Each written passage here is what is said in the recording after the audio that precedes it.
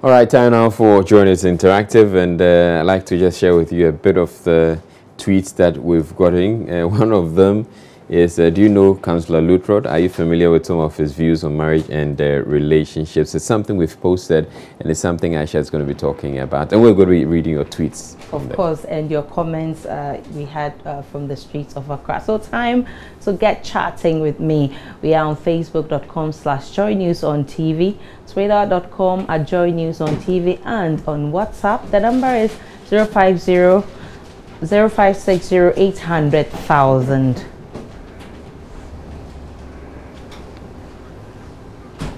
All right, so let's start with the story that's been making the rounds. The father of a 15-year-old JHS student who lives in Atimpuku is questioning the arrest and the almost 24-hour detention of the boy. The boy was accused of defacing posters of the president at the Adome Bridge. The boy denies defacing the posters, though he says he and two of his friends found them that way. What they did was to further tear down some of the posters that were already torn.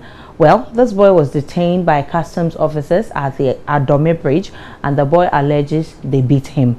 He was subsequently sent to counterback. His friends actually escaped. So this is how you've been reacting to that story. The person is a minor, and according to our constitution, if you are not 18 years and above, it is actually taking that you are not mentally matured, and therefore when a wrong has been done, you cannot be convicted.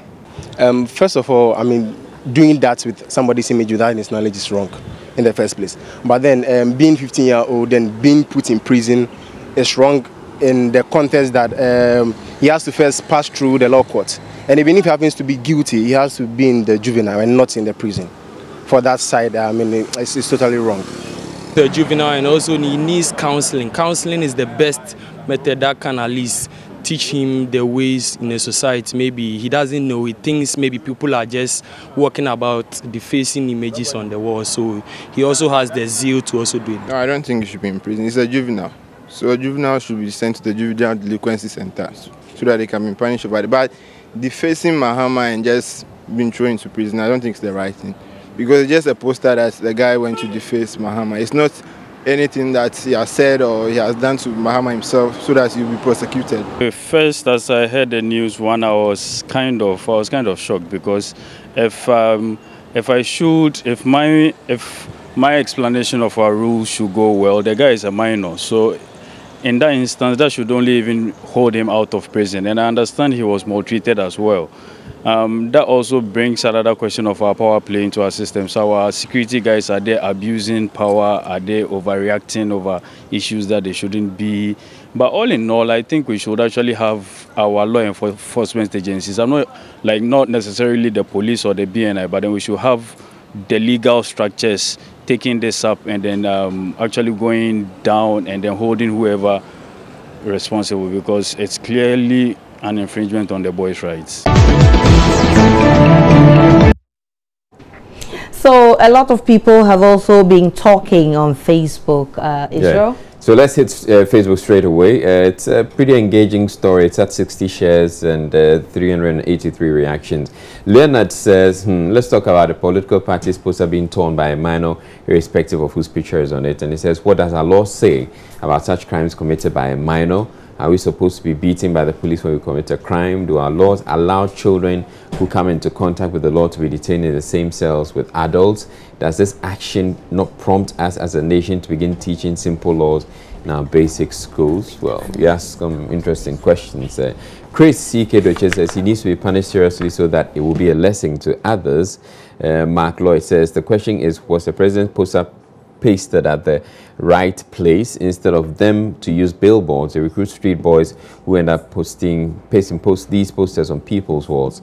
The boy has done nothing wrong. Joe in Sruma says he rather deserves a medal. Oh, seriously? And yeah, Abri says a 15-year-old detained And then Ismail says, I think this boy should be dealt with. If Pres.Mahama was his father, would he do that? Respect for elders is important. Interesting comments on Facebook, on WhatsApp. What are you saying? Let's look at what you've been saying on WhatsApp, and the messages are so much. This one says, this is not the problem-solving solution, but rather, okay, I think he's talking about something else. This one is coming from Free Mind. He says, hey, a 15 years boy, he's a young guy, and how would he know it was a crime? And also detained and beaten. God have mercy. This is from Freema. This one also is coming from, no, this is not in relation to what we're discussing. I think that's about all the messages I can read. Let's move on to the other stories. But it is an offense to destroy, remove, or disfigure campaign materials of other candidates or parties under the country's electoral laws. But the laws of the land also says that one is innocent until proven guilty. So why would they detain someone when he's not been proven guilty? Well, it's a good question to ask. It could be that because they're saying that it wasn't just him, there were other boys who were involved. So probably the guy who actually defaced the poster may not be him, and that guy would have run off. Exactly. So a lot of questions the police or the customs people need to answer. Okay, so Councillor George Luchot, do you know him? He is a resource person for quite a number of media houses on relationship issues, and over the time he has become popular for some controversial statements like this. Luchot on poor men. He says, so do you know Councillor Luchot? Well, okay, so let's see what you've been saying on the street. Bema also aware Bema on to me and feeding him 3 times plus snack. Namaka chembana se futa me bra mesriaka. Never allow a poor man to marry you. O hinya wade ube wu ntem. Ube ko bonsam jem. Bema onu emu no, bema ne ho so ye. Onu emu osora no pa. Ontimi di aduane ane kondo. Otwan ye bo 11 a. Otwa banku, oboku, ngatenkwan. Ejinso. Bema ne ho so ye eye bema oni dan ye dem. Ye wadan ye dem, ni ye wadan yendem. Medem ye dem. Medem ye menkwa maji single room. Ye fred dan bi obey the wind chamber and hall. Obey the wind self-contained. Yes, you obey the wind that it is in frama.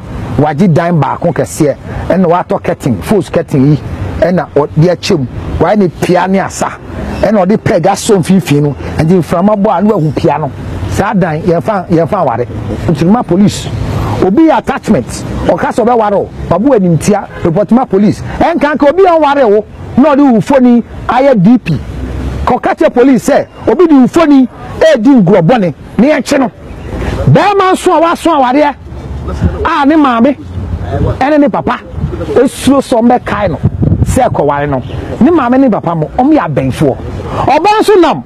Na bema bia esuo so be so pe. Ohu ofe. Na so bia anse opa. To ahwehwe kese. Fa ba odem. Nesu. Obema ska ne de ware. Enti oba bia obema ho so ye no. Memboa bema bi mane ware o. So now you know Councillor Luchot. Let's see what you people have been talking about on the streets of Accra. Yeah, I know him very well. I think I've seen him at Tales from Padawari, and I like what he always says. Oh, so since you like him, what do you make of some of his comments, his views? Just recently I saw a video of him even talking about young women shouldn't get married to men who can't afford a 3 square meal with snacks. It's quite interesting. Yeah, it's quite interesting. But I think personally he's very right. You shouldn't get involved with a woman who you are not able to take care of. Me personally, I wouldn't do that. Well, I don't really much support him of his comment, because it's not necessary that you have to get some resources before you can get married to a woman. Maybe the girl like the guy because he has some potential. Maybe a year after that, who can take care of her. So it's not sometimes relevant for you to see a guy who have some resources so that you get married to him. Some of them are a bit harsh. Some of them are pretty much okay. a couple of them that I've heard, like, I think you should get married to a guy who is independent. So some of his statements saying that you shouldn't marry someone who is under the parents' roof, I think that's okay. Someone who is in a single room, I mean, he's independent. That's what he can afford. So if you think you are that type of girl who is okay with that sort of standard, why not? But if you think you are the extravagant type that can't, you know, live under maybe 2 square meals a day and everything, then you should probably look for someone else so that you don't put that pressure on the guy. Yeah, I do. Especially about the marriage issue. Yeah, I don't really agree with him. Why? Yeah, because why? You don't have to make money before you'll be able to get married. Sometimes maybe you don't have the money, but maybe you've met the right person you want to marry. So I don't agree with his comments. I think that view particular, I think it was right, because if you cannot fend for yourself, how then can you fend for another person and then raise a family? You should be able to fend for yourself first and foremost before you add maybe another person, maybe your life partner, before you think of growing a family, because obviously you give birth and everything. So if for yourself you cannot even afford a meal, how then will you afford meal for 2? Very interesting comments coming there, Israel. Right, what have you heard some of his statements? Israel? Well, yes, I mean, some of them are, like people said, pretty harsh, and but they said truth is bitter. Yeah, bitter pill, but you see, I mean, I don't really have any problem with a statement like, if a man can't afford 3 square meals, don't go and marry him. That's true. If you can't afford 3 square meals for yourself, how can you take care of me? He adds the plus a snack.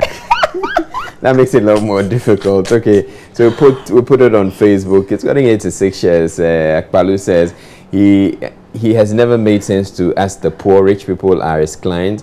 We in the chamber and hall that he laughs at can never buy into his ideas.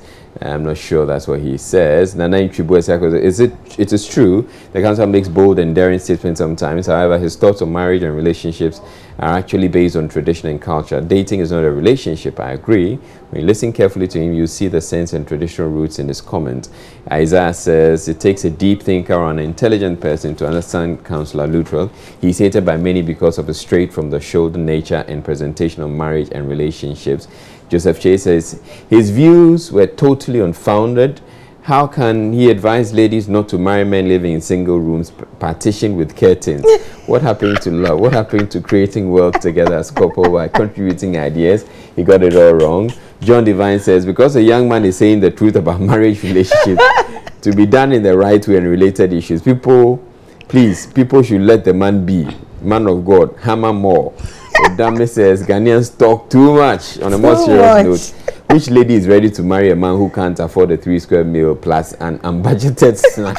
Let's be real. Our parents first ask about the profession of our partners the very moment to talk about them. Interesting comments coming through. It's very important to know what your partner does. Yeah. In your case, the guy should be able to afford 3 square meals a day and pizza and Israel. And this one says, I love this counselor. And a lot of the messages are coming. This one says, hey, is he serious? What a counseling. Doesn't mean the poor does not marry. He's not serious. This is from Martina. This one is from Awal. He says, the pastor has said it all. It's now left with us as Ghanaians to take the advice very serious. That's from Awal Chambers. This one says, he is a joke. This is from Amain. This one says, ha ha ha, false prophets here, false counselors there. They talk too much. He thinks everyone is a reverend, doctor and counselor like him at the same time. See Aisha too. Small, grow together. Why? This is from Titus in Kintampo. I say we shouldn't grow small. And they're saying that you should be able to afford 3 square meals. Is it too much to ask for? This one says, we the youth in Ghana have 4 major problems. Councillor Luttrell, John Mahama, Daniel Obinim and Lawyer. My God, that's unfair. Let's take a break. We'll come back with more.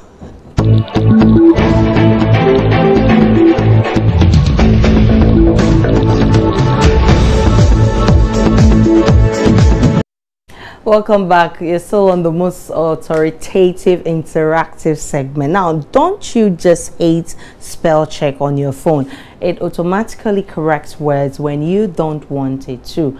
I'm sure that's what happened to whoever handles the president's Twitter page. Israel, if you've opened that page. It's right there. Let's see. Okay, so he says what? President Pres.Mahama assures residents of government to make hohoi is going a major commercial. The Eastern what was he trying to say? So I'm sure that's what happened to him. As he was typing, the phone was helping him, and yeah, the phone had a mind of its own. So this actually doesn't make sense. So I think we should always read through what we write. Yeah, you must when the phones help us, because sometimes it's very, very annoying. Before you press the send, make sure that you've gone over what you've gone over what, because of course this doesn't, you can make sense out of this. Okay, so President Pres.Mahama assures residents of governments. Okay, let me put it this way: Pres.Mahama assures residents of government's commitment to make hohoi a major commercial center on the Eastern Corridor. No.